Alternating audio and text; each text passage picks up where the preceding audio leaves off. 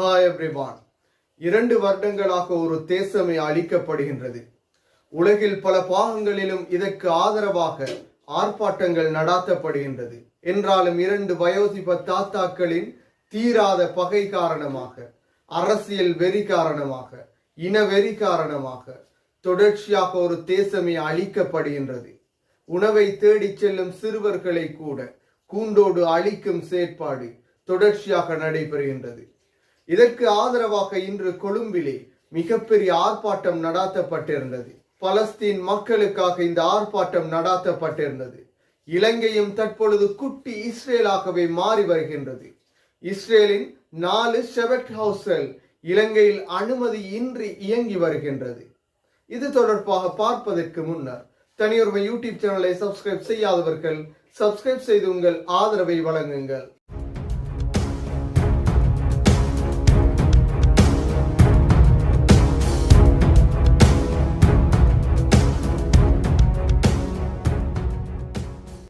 இரண்டு வயோதிப தாத்தாக்கள் என்றே கூற வேண்டும்.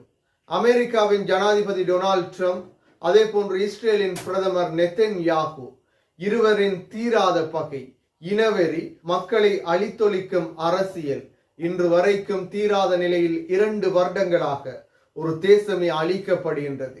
7 மாணவரிடம் தனது பலத்தை காட்ட முடியாத நிலையில், ஈரானிற்கு அடித்து பார்த்த நிலையில், ஈரான் திருப்பி அடித்த பலத்திலே பயந்தோடிய இஸ்ரேலும் அமெரிக்காவும் தொடர்ச்சியாக இந்த அப்பாவி மக்கள் மீதே தமது ஆயுத பலத்தை காட்டி வருகின்றனர்.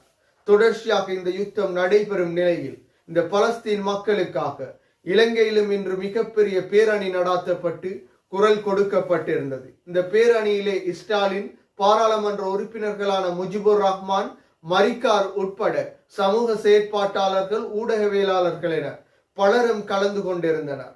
பலஸ்தீன் மக்களுக்கு சுதந்திரம் கிடைக்க வேண்டும், பலஸ்தீனிலே உடனடியாக யுத்தம் நிறுத்தப்பட வேண்டும் என்ற கோரிக்கைகளுடன் இந்த ஆர்ப்பாட்டம் நடாத்தப்பட்டிருந்தது. இது உலகின் பல பாகங்களிலும் தொடர்ச்சியாக பலஸ்தீன் மக்களுக்காக இந்த 2 வருட யுத்தத்தை நிறுத்தி அந்த மக்களும் சுதந்திரமாக வாழ வேண்டும் என்பதற்காக ஆர்ப்பாட்டங்களும் ஆதரவு குரல்களும் உலகம் பூராகவும் ஒலித்து வருகின்றது. என்றாலும் இந்த வயோதிப தாத்தாக்கள் இருவருக்கும் இந்த சத்தங்கள் கேட்காத நிலையே காணப்படுகின்றது. ஒருவர் நோபல் பரிசிற்காக இந்த யுத்தங்களை நடாத்துகின்றார். இன்னொருவர் தனது ஆட்சியை பலப்படுத்திக் கொள்வதற்காக, ஆட்சியை நிலைநாட்டிக் கொள்வதற்காக இந்த யுத்தங்களை நடாத்துகின்றார். இனவெறி தாக்குதல்களாகவே இது காணப்படுகின்றது. இஸ்ரேலில் கூட இந்த இஸ்ரேலின் பிரதமரின் செயற்பாட்டிற்கு எதிராக மிகப்பெரிய ஆர்ப்பாட்டம் நடாத்தப்பட்டிருந்தது. இந்த வகையிலே இலங்கையிலும் மிகப்பெரிய ஆர்ப்பாட்டமாக, ஆதரவு அலையாக இன்று ஆர்ப்பாட்டம் நடாத்தப்பட்டது. இது ஒரு பக்கம் இருக்க, இலங்கையும் குட்டி இஸ்ரேலாக மாறி வருகின்றதா, யூதர்களின் தேசமாக மாறி வருகின்றதா என்ற கேள்வி எழும்பியுள்ளது. இதுவரைக்கும் இலங்கையில் 4 பிரதேசங்களிலே ஷெபட் ஹவுஸ் என்று அழைக்கப்படும் யூதர்களின் ஆலயங்கள் தோற்றம் பெற்றுள்ளது.